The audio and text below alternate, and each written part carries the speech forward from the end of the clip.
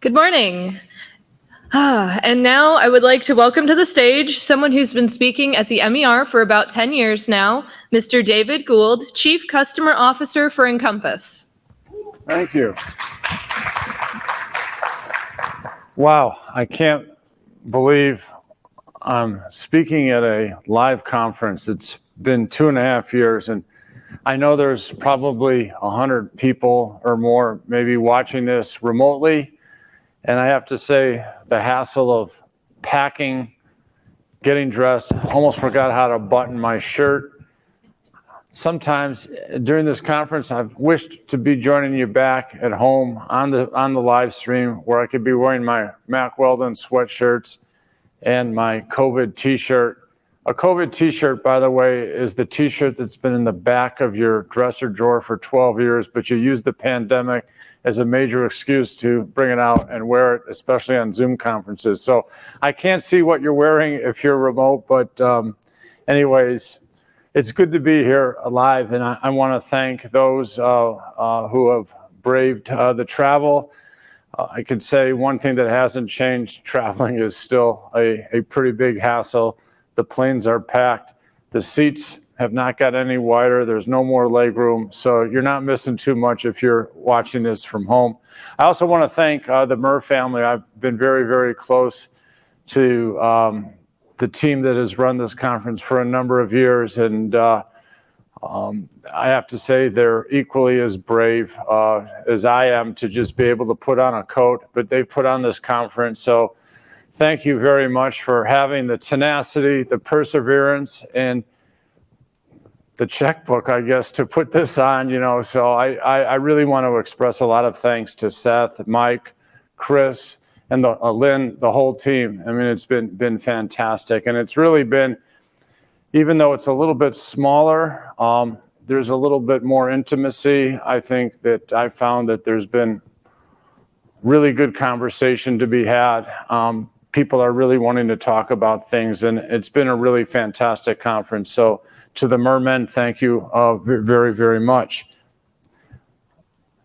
I named my talk Hiding in Plain Sight, and I was very much inspired by, there's this very well-known Chinese artist named Lu Belin, and he's famous for taking pictures and inserting himself into the picture.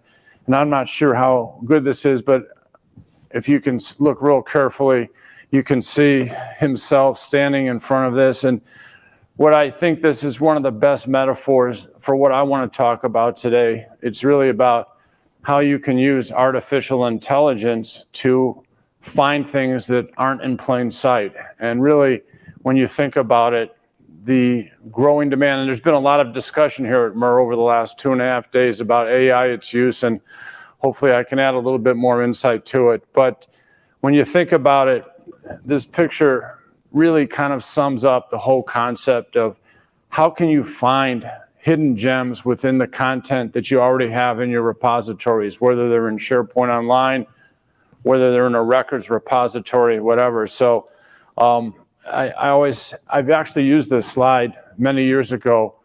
I'm not quite like a Mark Diamond talking about the space shuttle, from Apollo to the moon shot to the Mars shot, but this is kind of my similar approach to that.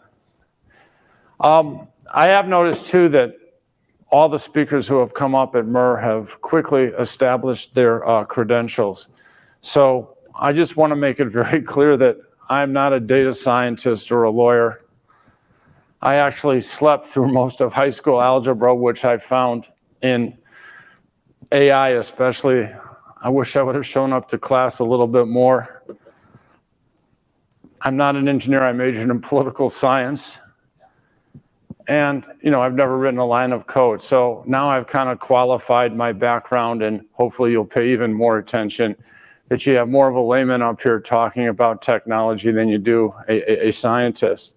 But over the last 20 years, I have spent a lot of time talking to organizations, to customers, been involved and watched and participated in how new technology has revolutionized, changed, evolutionized the information management, information governance, geez, when I started in this business building compliance software over 20 years ago, there was no information management. There was no concept of information governance. Records management was focused primarily or almost exclusively on bankers' boxes. But there was this concept that, geez, if we can somehow figure out how to better use the content that we have, there's probably some benefit in it. And I really want to kind of spend a lot of my time sharing some of my experiences in actually managing products that have had AI embedded in them, talking about some of the success and failure, and kind of where we're going forward in the future. It's been really interesting to me over the last year. I've spoken to a lot of folks about how they plan to use AI in information management, governance, and records management. And there's been kind of a fundamental question that has kind of popped up in my mind. And it's really, this came to me when I was talking to some folks at a major automotive manufacturer. And this is an organization, a company that's putting some of the most sophisticated AI in cars. It's making it possible for you to change lanes going 75 miles an hour. You know, the little warning button comes up on your side view mirror. It's not safe. I still, by the way, have a personal issue when the rear view backup camera comes on. Is that red line, you know, is that really telling me to stop? I'm not sure how accurate that is. But the point is that, you know, here's an organization, and talking to these folks, they are really big on AI in their automotive and building a car. But I asked them a very simple question. How can you envision using AI to classify 10,000 documents? And essentially the answer is we don't want to, because we really don't trust it very much. And I've found that to be not isolated to one organization, but I've seen it happen during conversation, you know, time and time again over the last year and a half. So what I'd like to do is maybe kind of summarize what we're hearing in the market and share some of those thoughts with you and explode this AI myth that seems to be, obviously we've all talked about it here for 2.5 days. It's been a prime topic of conversation, and hopefully I can add a little bit to it. So one of the things that we hear pretty constantly is, why don't you want to use AI in helping you classify information, discovering information, managing information, and even disposing of information? And one of the common things that we hear all the time is that it's a threat to my job. And I'm going to spend a little bit more time on each of these 3 points. So we hear that quite a bit. People are a little bit intimidated by the technology because, maybe they didn't sleep through high school algebra like I did, but it's really hard to understand. And if you don't understand how something's working, you know, maybe it is pretty threatening. And by the way, I've talked to lots of records managers over the years. Some of you may know I managed the records management solutions at HP and then at Micro Focus for many, many years. And records managers, generally speaking, are not the most flexible and adaptable folks. But, you know, our theory now is that you're going to have to become a lot more adaptable, flexible, and willing to listen to new things. And I'll talk about that in just a moment. The second thing is, you know, we hear this over and over again, humans can do it better. And I'm going to spend a lot of time on this because I think this is a really mission critical point, and really ask you the question, can human beings do this better than a software driven computer? And last but not least is, I don't trust it. And I think that goes back to my automotive example, but we hear this time and time again. And I also want to spend a little bit of time on this. So let's go back to the first concept. You know, it's a threat to my job. You know, about 9 or 10 months ago, I had a conversation with a records management team for a large West Coast records management operation in a local government agency. It's a pretty large. It was a municipal government, so it's a county government. So it was pretty big, and we were asking them about, you know, what do you think about AI, and could you conceive of using an AI-based solution to help you manage your records better? And the answer was no, because we're really not interested in it, simply because we find it very threatening. And it's not threatening necessarily from a results standpoint. People find it threatening. They found it very threatening to their job. You know, a couple people were entitled maybe 20, 25 years, and were looking forward 3 or 4 years down the line to get that great pension that they worked their whole lives and certainly deserve, and they don't want to do anything to rock the boat. And, you know, that concept of not rocking the boat, I have found that over the last 15 years in the records management industry to be a pretty common thread. People, especially in the records management business, who are really dealing with content that has gone to a place for final resting before it gets destroyed or archived, you know, for permanent hold. You know, people aren't really, I've found that records managers especially are not necessarily on the vanguard of looking for new ways to solve old problems. I think this is not unique to records management. It's unique to any kind of business person who's been doing something for 20, 25 years, and you get very comfortable doing things in a certain way. And, you know, technology does represent quite a bit of threat to them. And, you know, one of the things that I've heard over the time, you know, if I automate these processes, what does the organization need me for? You know, that's kind of a threatening kind of position to take as well. And then, you know, the last thing is people are protective, and if they have a team, they always view, and this isn't unique just to records management or information governance people. I think it's across business. And when I talk about business, I'm talking about government as well as commercial business, you know, the enterprise.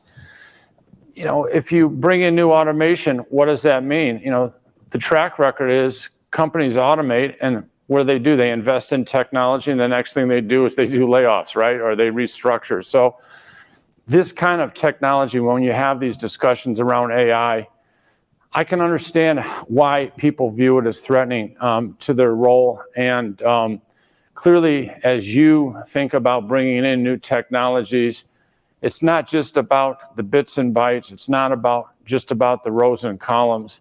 It's also about how you position and talk about it, because people do feel threatened by technology, and especially artificial intelligence. It's kind of way out there, but it's already with us. And it's actually, if you look in the rearview mirror with that little red line, it's way behind us as well. So the second thing, and we hear this over and over again, is that, you know, human beings can do this way better than any software product could ever do it. And, you know,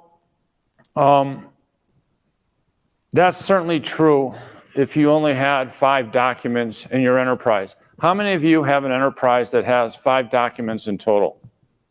It doesn't exist. You know, what we're seeing is, you know, 10,000 documents. You know, if you only had 5 documents, you probably wouldn't need a records manager. That'd be very job threatening in and of itself. But, you know, I wouldn't tell you to buy any sort of automation tool if you're only managing 5 documents. But the reality is you're not managing 5 documents or 500 documents or 5,000 documents. You're talking about 500,000 documents. We talked to somebody yesterday.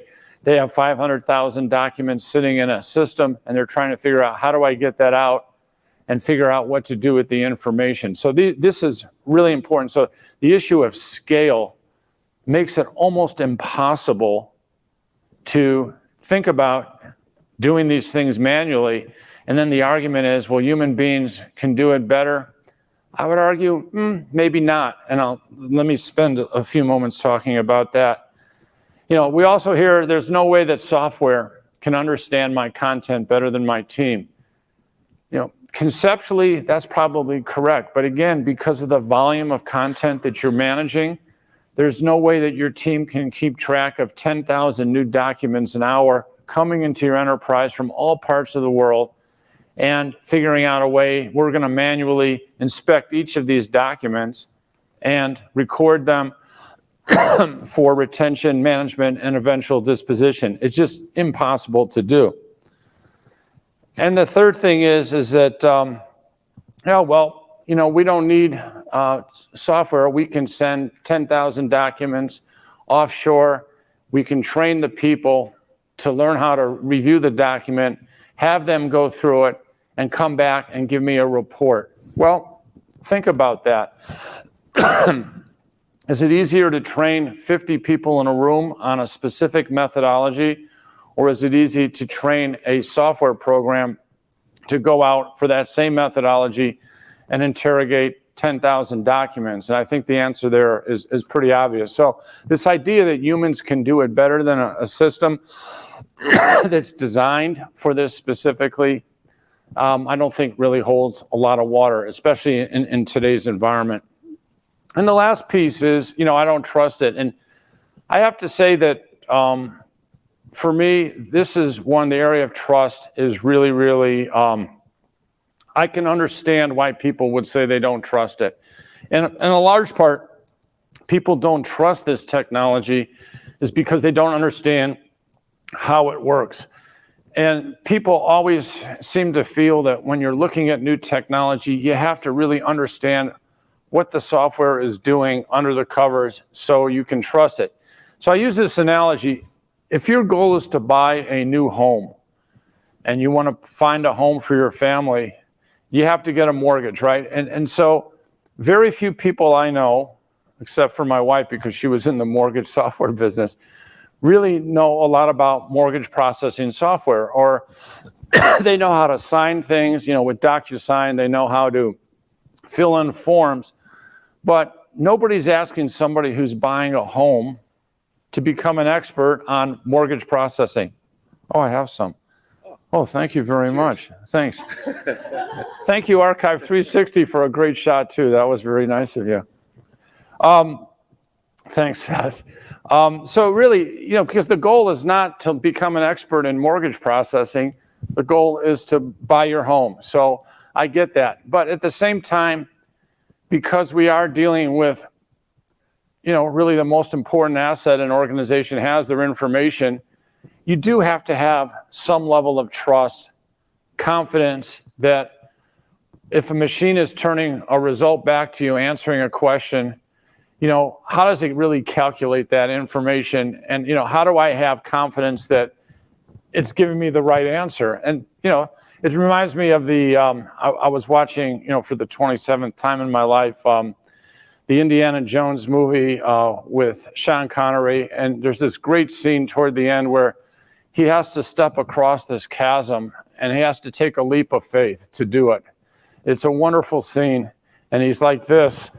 I better be careful I don't go over here, you know. And all of a sudden, he spills some dust out onto this thing, and there's a pathway to get him across the chasm. And this is kind of like how I view artificial intelligence. There is a little bit of leap of faith involved, but our industry, the vendors, we have not done a good job in helping explain how this stuff works. There's a whole concept. If you look up Wikipedia and you type in the search term explainable AI, or if you do it in Google, or what you go Ducks Go, is that, what is the, yeah, exactly, whatever you're using for your search engine on your PC, and you type in the word explainable AI, I would suggest that everybody actually does this, because there is a whole body of work out there, and it really represents what the industry is trying to do to make AI more understandable, so you overcome the issues of lack of trust, that you overcome the issues that it's really not going to replace my job. It's going to allow me to do more high value things and less focus on, you know, checking boxes, which really doesn't add a lot of value to things very much anymore. So we in the industry, we have to learn how to do a better job. And, you know, my team who is sitting here, especially Kurt Bullard, Kurt, raise your hand. Kurt's really spending a lot of his time as our pre-sales engineer trying to figure out ways to explain how AI is really benefiting you by giving you some sense and confidence that there is a method to the madness, that there is some really hard science being applied, but there is a methodology that's producing a repeatable answer time and time again based on the questions that you ask. And, you know, I think what I've seen, and I've been involved in AI technology for about 12 years. I introduced a solution in the market, helped introduce a solution called Control Point. It was one of the first AI-based solutions that used some sense of machine learning to help auto-classify content. You know, we're way beyond that kind of where we were 12 years ago. If you are aware of where the technology industry is going, probably the fastest growing segment, almost at the same level as cybersecurity, is the AI piece. And there's so much investment, so much technology, so much time, so much brain power being put into AI today that we're really in a second, maybe even third generation. And so AI is less of a black box solution. You know, a lot of people say, I worked for a company, some of you may remember Autonomy. When HP bought Autonomy, they really became into the limelight. And we used to have to explain how this Control Point solution worked. And we had to explain it like a black box because we didn't understand how it worked. And we were told if you got asked questions on how it works, well, that's the secret sauce. We can't tell you. If we tell you, you know, we have to kill you, you know, kind of thing. So we've really gotten way beyond this concept of AI technology being a black box, especially as it relates to auto-classification of content, discovery of content. And I'm actually going to show an example of that in just a few moments. But before I do that, I just want to kind of offer some insight, personal insight as, you know, how is our industry, and I'm not talking about the software industry, our industry is information governance, records management, information management. You know, how are we faring coming out of the pandemic? And I think a lot of that has been discussed here. I'll just offer quickly a few thoughts. You know, all of these concepts around digital transformation that you've heard really hard the last 24 to 30 months, that was already underway. And the pandemic really served as an accelerant because the reality is the velocity of information creation, the speed at which business enterprise has to move and respond, and the scope of the information management challenges were already there, but they've been magnified, they've been accelerated, they've been expanded over the last 24 months. And out of that really, you know, has come an adaptation. The industry in this enterprise has been very, very adaptive over the last 30 months, not necessarily by strategy, but by necessity. You know, all of a sudden everybody's working from home. How do we manage that? It's the primary reason why Teams went from 1.7 million daily active users in 2019 to 300 million daily active users today. So it's because we're all changing the way we work. And for those of you back at home in your Mack Weldons and your 14-year-old t-shirts, you know what I'm talking about. So this is a really important thing. And, you know, we're just accelerating an already accelerated journey for digital transformation. And I think the other thing that's really important is that the makeshift or the necessity decisions that were made from technology investment over the last 24 to 30 months, they're not the infrastructure that was invested in, the tools, all the systems that were put in place, they're not going to get ripped out. You know, they were already part of a plan, but, you know, these things are now permanent. You know, your ability to use WhatsApp, messaging, texting back and forth, you know, in channel.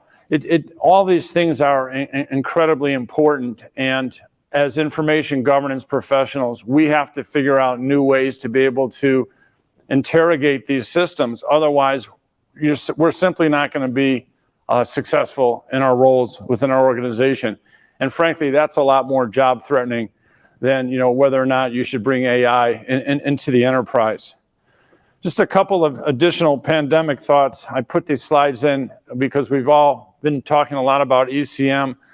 You know, this whole concept of electronic data record management systems, I think it's gone, it's dead. I mean, even Gartner has thrown in the towel. They don't do the ECM Magic Quadrant anymore. It's over. In content services, you know, even though it's a big, big business, billions and billions and billions a year, they're just not covering it in the same way they're moving before.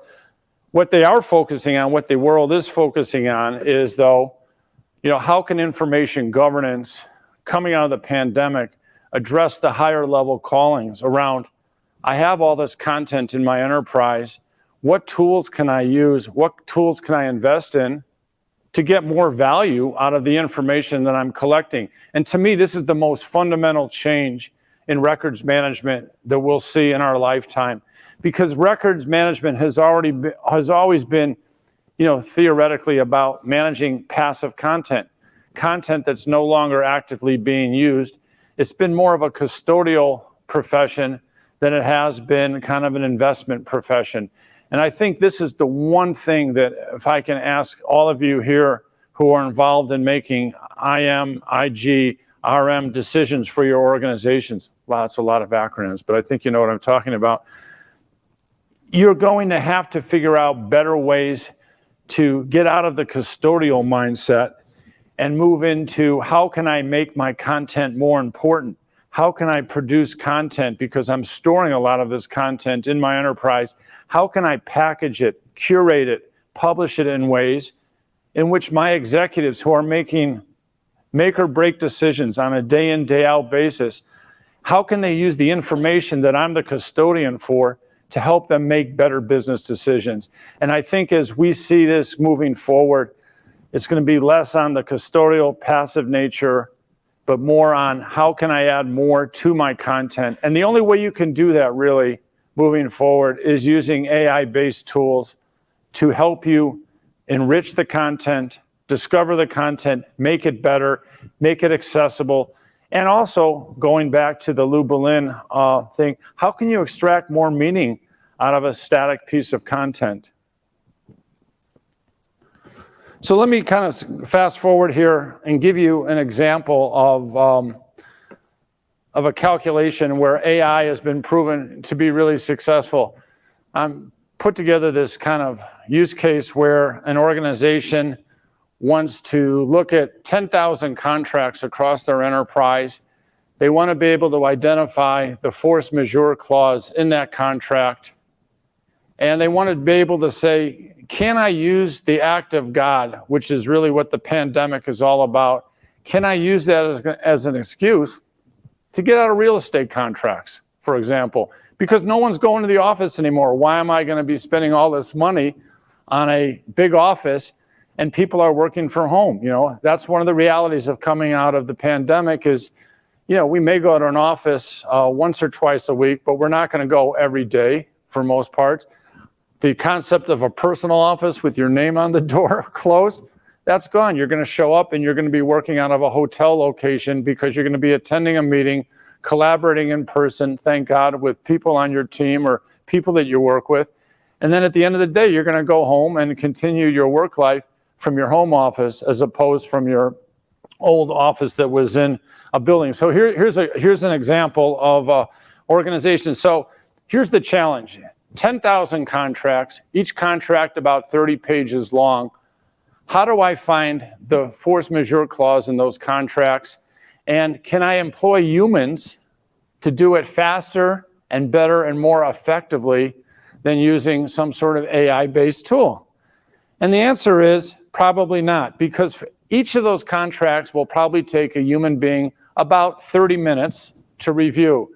And it's not just, it doesn't take them necessarily 30 minutes to read a 30-page contract, but they're going to have to go in with their yellow highlighter pen, or they're going to have to take notes, and they're going to have to physically extract that force majeure clause somehow, some way from that contract and put it into a spreadsheet, put it into a Word document, and compile from all 10,000 documents. So you take that math, I'm trying to read, the writing here is pretty small. And you take that 30 minutes and all of a sudden you start doing some pretty simple calculations. So let's see if I can read this here. So the contracts, oh, there we go, thank you. Multiplied 5,000 contracts in this case, multiplied by 30 minutes per document, 100, which takes you about 150,000 minutes to review all of those 30 minutes. So you take the minutes, you divide it by the number of minutes in an hour, and you get to 2,500 hours. And then 2,500 hours divided by 8 hours a day. Essentially, for you to find the force majeure clause in these 5,000 contracts that I'm talking about, one person would take them 312 days.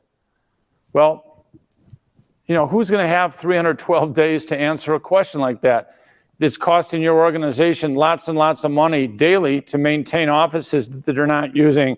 So no organization really can wait 312 days. So I throw 15, 20 people at it.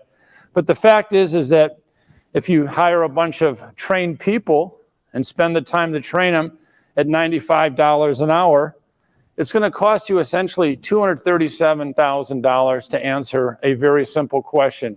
How can I use the force majeure clause to get out of all these real estate contracts that I have? And so that's not it's not a sustainable model for usage. So if you kind of think about it, without some sort of AI-driven tool, how can you guarantee, first of all, that you found all 5,000 contracts? Maybe there's 1,000 contracts in another repository that you don't know about. And as I've said before, can your organization afford to wait 312 days or spend $237,000 just to put together a report? The answer is no.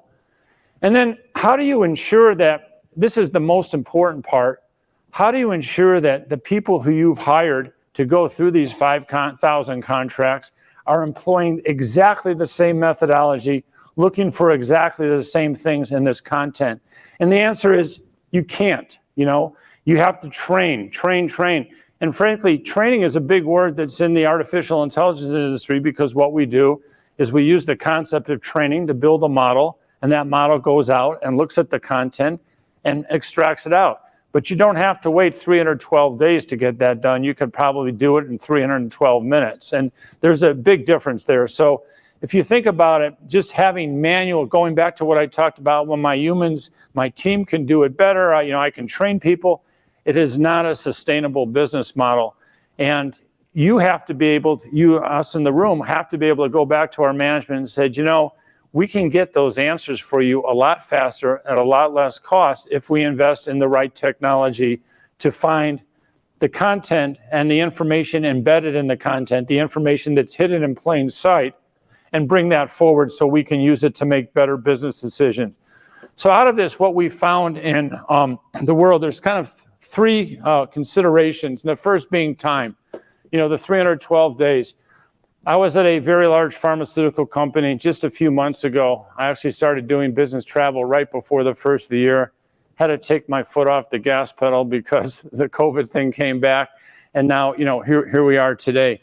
But I was able to talk to this executive, and we were talking about how important is timeliness and response.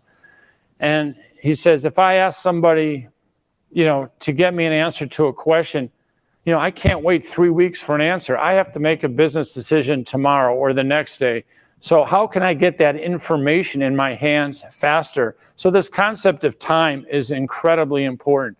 How many of you would be, if you had your manager or some executive come into your office and say, we have a question, we want you to go through and take as much time as you want to get me the answer, take months, take a few weeks, to get me an answer. That doesn't happen anymore. First of all, you're not in an office, so they can't just walk in and ask you the question. But more importantly, the reality is when you get asked, can you find this for me? You don't have 312 days. You can't spend $237,000 to find the answer. The second piece is accuracy. This is really the challenge, and this kind of addresses the trust factor of AI. How do I know that what I'm getting back to put in my report is accurate? Think about it. How would you ask the same question of a human being? How do you know that that human being is being accurate in what they're extracting from a 30-page contract? The fact is that the consistency, the model, is going to get you a much better, a faster, but more accurate return answer than it would be if you had 30 people in a room basically trained up doing the same sort of work. And finally, we've talked about this a lot, this concept of scale, what my friend Sun Tu would say, the velocity of information content creation. The volume of information is so large. I think Charlie Barth yesterday when he was talking from Cummins, they have 2 petabytes of data sitting there. They're going to try to figure out how are they going to do it. And Charlie's a pretty smart guy. I've known him for a long time. I can guarantee you that Charlie is not going to take this 2 petabytes of data and ship it overseas to a low-cost center and have human beings look at this content. It's not going to get done. He's got to look for use AI-based solutions to do this, to do the discovery, the analysis, and the classification. And he knows that even doing 2 petabytes of data, that's a lot of data to kind of sift through, but it can't be done without the use of AI. So in many ways, we have to learn to adapt to this technology, because we have no choice, but more importantly, it allows us to do our jobs a heck of a lot better than if we were to rely on manual methods. So let me kind of get into talking a little bit about what AI looks like. So this is some screenshots, and here the challenge was, we need to find these specific deeds because we have a business issue, a real estate management issue around these deeds. And what has been employed here has been an AI-based model, and it's gone out and it's looked for what these deeds are, identified the deeds, and brought them back. In addition to bringing it back like a search engine, it also is bringing back information about various elements of that specific piece of content. It's not just looking at metadata, which is really the basis for almost search engines. It's looking at the full body. It's looking at sources. It's looking at a wide range of information. And for each of those informations, this technology is able to give you some sense of confidence, a confidence rating, on how accurate this return of information, this recall of information actually is. And so I'll circle that here. I'm a little bit behind. This is really, really valuable information. Now, this can be obviously transferred into a report, and all of a sudden now you have the ability to present an answer to an executive question in real time based on real content analysis that's been applied consistently and with a lot of level of confidence. I'll use a local example here. I was talking to Kurt about this yesterday. Somebody would go up to somebody here in Indianapolis and say, what is your confidence level that the Indiana Pacers will win the NBA championship next year? And that person will say 70%. Well, what do you base that on? What kind of analytics have you done to come up with that 70% number? With a really good AI-based classification tool, you get the answer to that question. And not only do you get the answer about confidence, you also get information about the accuracy as well. And also you have the ability then to take that information and do more with it, to make it more valuable, to extract, to find the artist that's hiding in the fruit stand photo. You also have the ability to audit what the machine has done to your content as the analytics have been applied. And again, think about the scale of 10,000 documents or 100,000 documents, or I don't know how many documents represents 2 petabytes, but it's a lot. The ability to have a machine in almost real time begin to make decisions on content based on a model, based on a methodology that you've defined, based on a policy, becomes super, super important. And within the matter of minutes, when we show our solution, and again, this is not a product plug, but really, when you can show people what artificial intelligence can do to a piece of document literally within minutes, it's pretty darn impressive. It's impressive in terms of you're going to get an accurate response. And also, by the way, if that document ever becomes part of an audit program, if somebody wants to inspect that document, you have a complete history of what not only the human being who has checked it out, who has made alterations or edits to it, but also how that information was classified, how that retention schedule got automatically applied to that piece of content. To me, that's the power of AI, and that's the power that you need to be able to employ in doing your jobs on a day in, day out basis. Here's just a little bit of a closer look of these bottom things. You can see at the top, Kurt has checked this document out, but underneath the covers, the system has already made a lot of decisions about this content that individuals can't make at scale. And they can't do it also in a timely manner. And they're not going to do it, by the way, using a records management tool if you ask them to do manual labor. And I say, well, okay, this belongs, I've created a document in Word, and now the RM solution pops up. You know, how many of your employees are actually taking the time to physically classify that content? It's not accurate. Maybe it's getting done 20 to 30% of the time.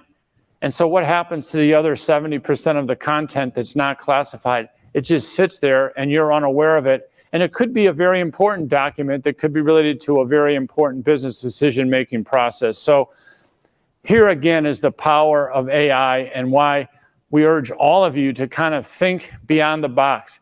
Get out of the concept of saying, well, I don't trust it. Humans can do it better. The answer is they can't. Humans can't do this better. And, you know, there is some trust. And now in the second and later generations of AI, your ability to explain to management how these answers were produced, they're there and you can actually show them in real time. Last but not least, you know, I wanted to kind of show this picture of, this is, you know, some images of contracts, right? So in these contracts, some of these contracts could be over 100 pages long with addendums. There's a lot of information in that content. So what I want to do real quickly is show you, this is what a contract looks like, right? On your desktop, you know, in your file folder or, you know, on your computer screen. But when you employ AI to analyze a contract, this is what it looks like. And all of a sudden, there's really important information being identified and extracted out of your contract that looks like a static document, but this is no longer a static document. This becomes a real example. And by the way, this is a real analysis. I have totally anonymized the data, so there are a lot of nice pictures here, but this is from a real analysis of a contract issue that an organization has asked us to solve. And so when we go back and say, this is what your contract really looks like, this is what we're showing them. And boy, it sure is impressive. So let me kind of just go back to this concept of time, accuracy, and scale before I conclude. Again, you know, time is the most important thing, and new technology allows you to answer questions about content in record time. It's not going to take you 312 days anymore to answer a question. It may take you 312 minutes. The second piece is the concept of accuracy. The fact that a computer is using the same methodology over and over again, using that same trained model to look for the exact same thing over a wide range of content, that's going to give you a much more accurate response than any human being would be able to provide. And then again, you know, it's this concept of scale. If you only had 5 pieces of content in your enterprise, you don't need these kinds of solutions, but nobody has just 5 pieces. So, you know, just kind of a personal message to the folks who are doing this for a living. You know, what does your business really need from you? Yeah, they still need you to identify and capture records. They need you to apply retention to that information. And especially in the age of privacy, they need you to become really good at disposing of content. But the real thing, the real value that you're going to add to your business is that if you can manage your content in a way that you can enrich it using these very powerful tools to help your organization make better business decisions, that's going to totally change the way people view you as the information governance manager, the information management, or the records manager of your organization, because you will be directly involved in providing mission-critical answers to very, very complex business decisions. And the reason that you're going to be pointed to find these answers is you're the custodian of all the content in the organization that's important. So you have to be prepared to be able to provide these answers to help enrich this. And out of that, really, from us, this is really, you know, we're labeling this, or we're positioning this idea as, you know, introducing this concept of content intelligence. You know, it's really, in our mind, of what we've seen, kind of the next wave of information management, information governance. This is all going to be about helping organizations find, analyze, and use information to a much higher level, to address really important business issues. Pharmaceutical, for example, there's 2 key metrics that any pharma company has to deal with. One is speed to market. So if you can provide your organization better information to help get a product to market faster, that's huge. The other key metric in pharma is time to failure. Pharmaceutical companies don't want to continue spending good money on projects that aren't going to be approved by the Food and Drug Administration. Information is the key to making that business decision. And again, you're keeping a lot of that information in your repositories. How do you find it, extract it, and make it available? And finally, kind of our approach to things, it's pretty simple. You've seen this. Discover information, understand it, govern it, and most important, we have the word leverage. I like to use the word use. How can you use information more effectively to help your organization make better business decisions? By the way, those better business decisions help preserve your job. They make your job more important, and they help create new value, not only for you, but for your organization and for your shareholders who have invested in your business. So with that, I'm open for some questions right now. And to promote great question asking, there's a lot of alcohol themes going on here this year we have these shot glasses. Next year, we need to find a vendor, Seth, who can specialize in craft cocktails or something like that, and bring them up here. But we do have 3 really beautiful bottles of Cabernet Sauvignon here, 2 of which we will give away to the first 2 people who ask me really a good question, or any question at all. And the third is, if we get a question from the folks at home who are in your Mack Weldons and your 14-year-old T-shirts, I will actually send this bottle to your home address. Oh, we're going to also do a quick auction.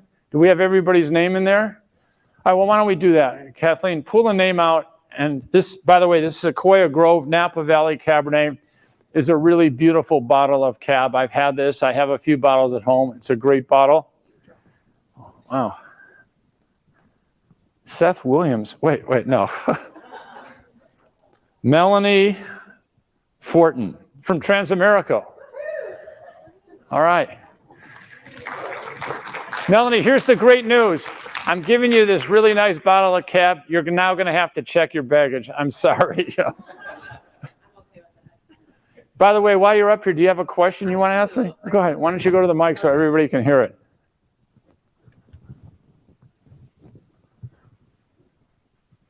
There's obviously a lot of different areas of the business that this could be applicable to. And I think sometimes it's hard to really focus in because and I think we talked about this a little bit yesterday, it's kind of hard to, really, you can't do everything.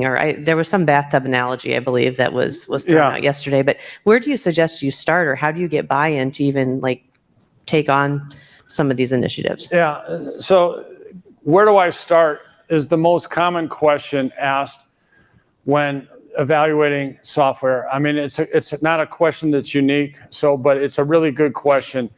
And finding the right starting place is really mission critical. And it's something, by the way, that all of you control. And you really, when you start, you want to select a project. First of all, you don't want to boil the ocean. As I like to say, you don't want to solve world hunger. What you really want to do is put on a barbecue that you can feed your family and friends 2 weeks from now. That's the approach you have to take. So my advice to you is you find something highly important to you that that you can provide value. So we talked to somebody yesterday and they have all this content sitting in a FileNet repository. And the mission is, how do I get that out? That is a really focused project. And so rather than going all across the Transamerica enterprise and say, you're going to revolutionize the way we do business, that's your CEO's job, maybe not yours, Melanie, but you probably don't want to stand up for that anyways. If you can find a small, simple project that you can do in a very confined time period, let's say it's 3 months, 3 to 4 months, that's going to provide some value that you'll be able to share an outcome with not only with your immediate colleagues and the people that report to you, but with a broader group, maybe in the IT organization, maybe something that's important to the legal organization.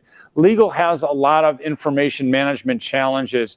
So if you go and focus and you talk to your legal partner and say, hey, I can help you solve this. Let me come back to you in a few months with some new solutioning. I'll run a POC and we can show you how you can, solve this challenge. That's the approach. I would go incremental versus, enterprise-wide at a very high level. Any other questions? Oh, all right. So by the way, this is a bottle of Trefethen Cabernet.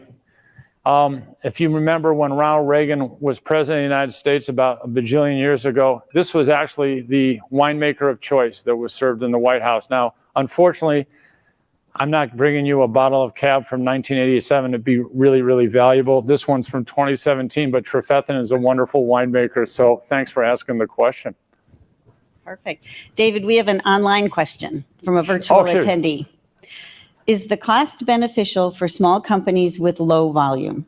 When do you think the break-even point would be if you were a small company? Thank you. Say the first part of that question again. I'm sorry, Lynn. Is the cost beneficial for small companies with low volume?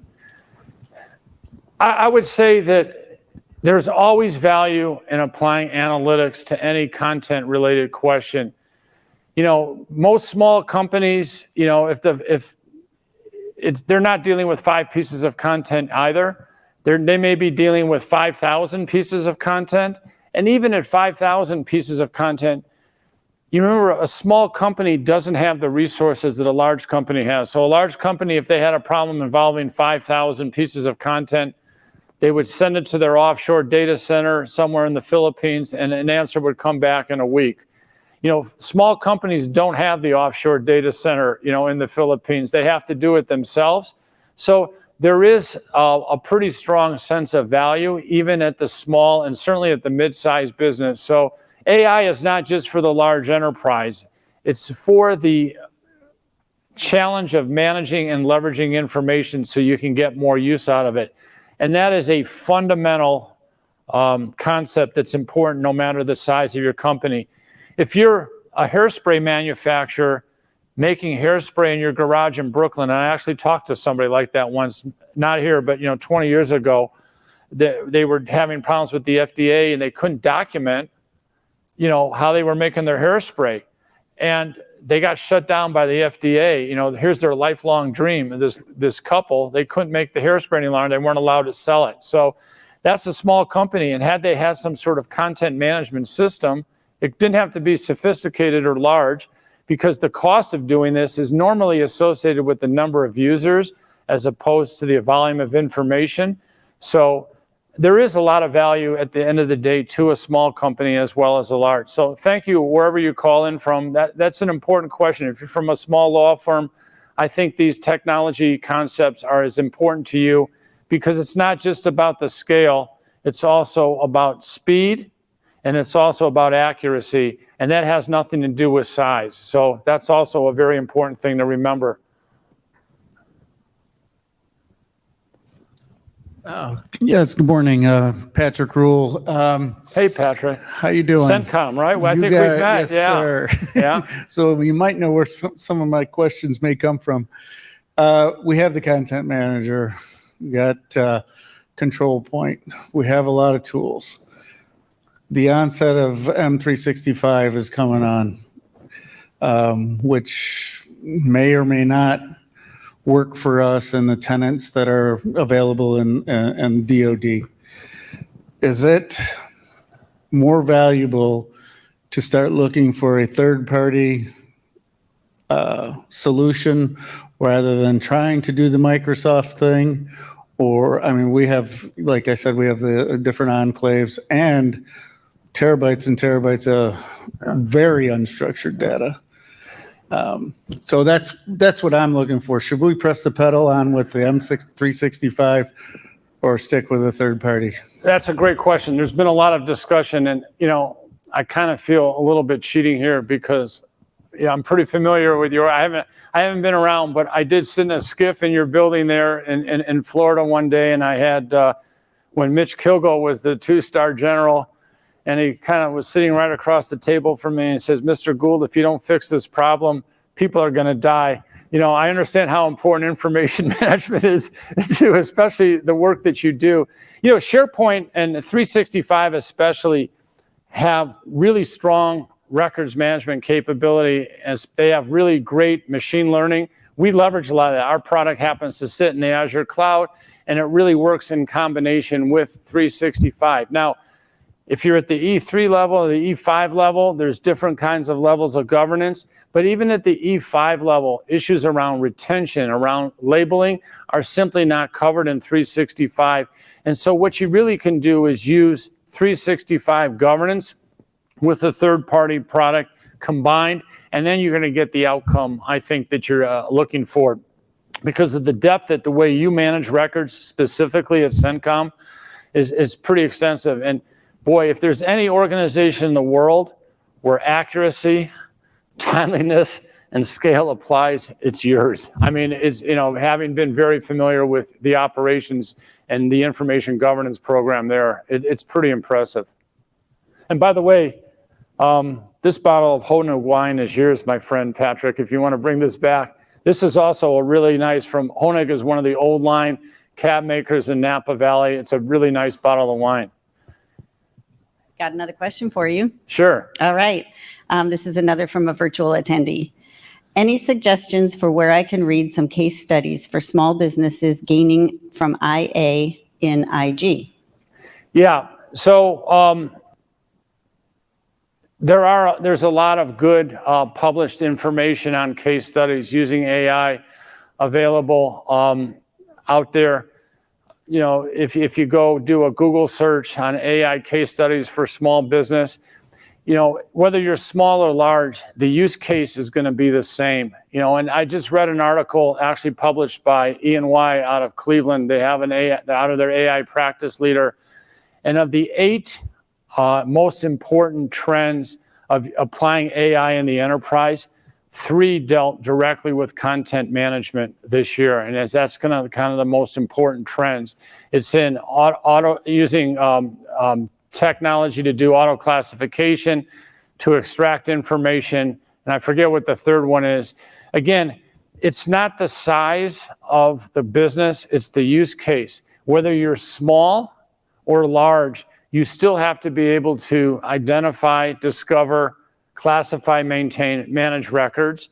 And if you're at a large company, you have to do it. The only difference really is the scale, but those other 2 factors of timeliness and accuracy are always in play. So the size of the, for small business, I view it, and I appreciate the question. I think really for me, it's really what is the use case is really the most important question there. And if you can kind of focus on what it is you want to achieve, there is quite a bit out on doing really good searches to get you started. You know, and there's also a lot of good consulting firms, you know, like Control and others, a lot of which are here spoken over the last 2 days, that can help you answer the question as well. Thank you. You're Another welcome. question. Wow. Yeah. If you had to explain how AI works in order to review the 5K contracts in 2 or 3 sentences or less, what would you say? Well, I would say that there's a methodology that's looking at various elements of that contract, and what it's doing, what the solution is doing, is analyzing the metadata, the content, other information, and it's providing you an output as to what the system thinks the answer is going to be.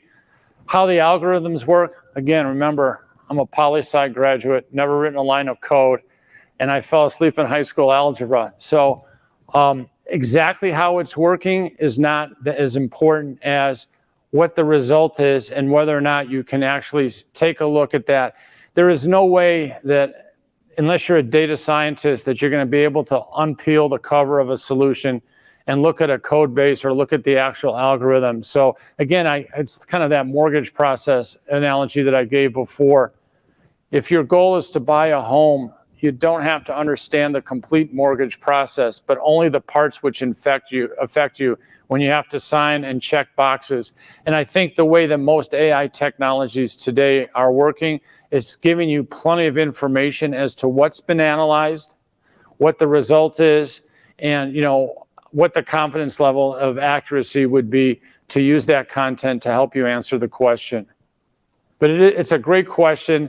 And again, it goes right to this whole concept of explainable AI.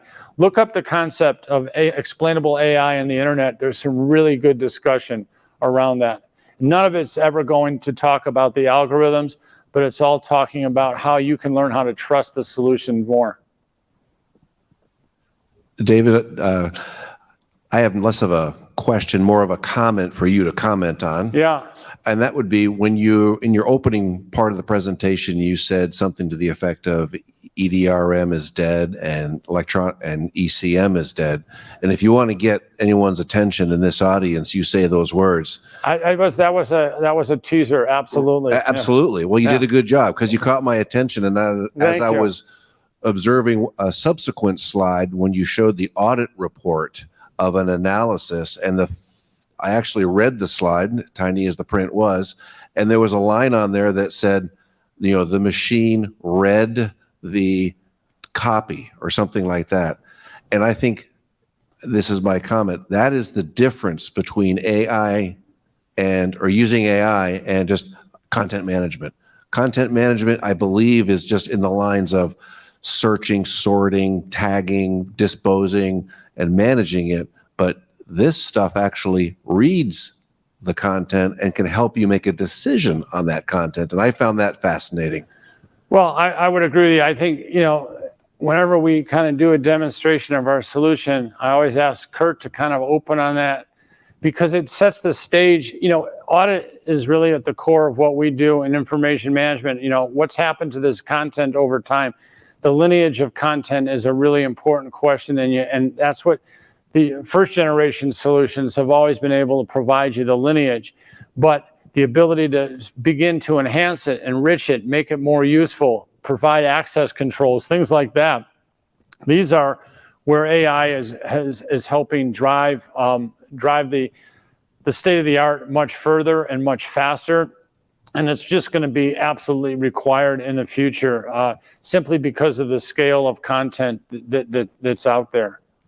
But I appreciate you picking that up because I also, when I look at that, and I actually look at it in our product, to me, because I have a strong records management background, that's the kind of thing that jumps off the page at me.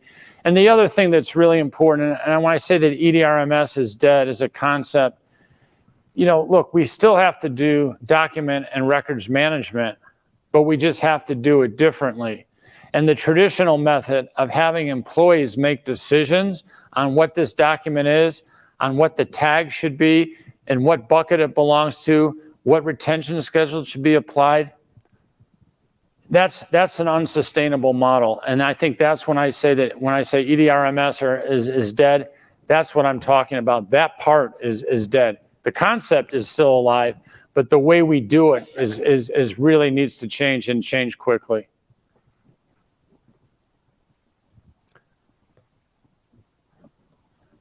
Well, listen, thank you so much, everybody. For you at home in your Mack Weldons and 14-year-old t-shirts, I'm a little jealous. I'll be joining you on that venture tomorrow.